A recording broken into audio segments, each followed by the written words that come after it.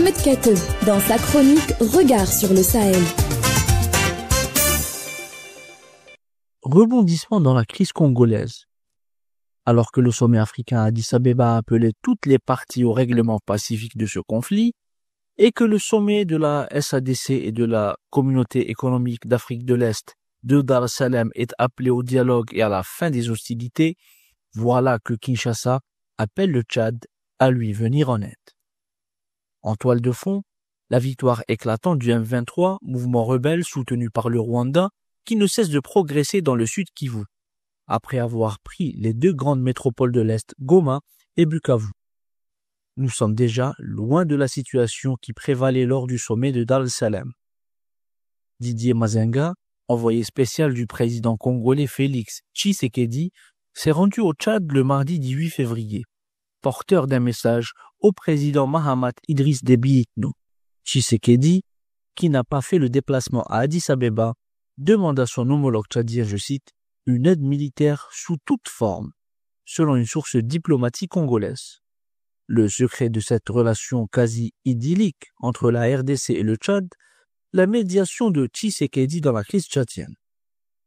Il est vrai que le président congolais, dont une avenue porte désormais le nom dans la capitale N'Djamena, est dit très proche des autorités tchadiennes depuis son rôle de facilitateur de la communauté des États d'Afrique centrale dans la résolution pacifique de la crise politique tchadienne.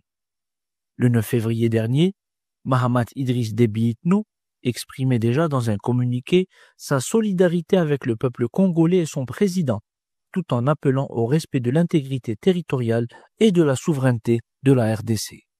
En conséquence, et toujours selon cette même source diplomatique, la demande de soutien militaire est donc examinée par N'Djamena, qui souhaite toutefois respecter les voies légales, qu'elles soient nationales ou internationales, tout en privilégiant l'option du dialogue conformément aux résolutions du sommet conjoint de la Communauté économique d'Afrique de l'Est et de la SADC. Sur le terrain, si la progression fulgurante du M23 préoccupe l'ensemble des Congolais, les habitants de Lubumbashi, la deuxième plus grande ville de RDC, située dans le sud-est du pays, se montrent particulièrement inquiets et appellent le gouvernement à tout faire pour restaurer l'intégrité territoriale.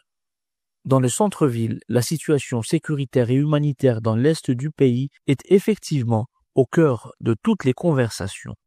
La très probable implication du Tchad dans le conflit en République démocratique du Congo est un jalon supplémentaire dans le processus d'internationalisation du conflit qui ensanglante l'est de la RDC et menace à terme ce pays d'implosion. À bientôt pour une nouvelle chronique.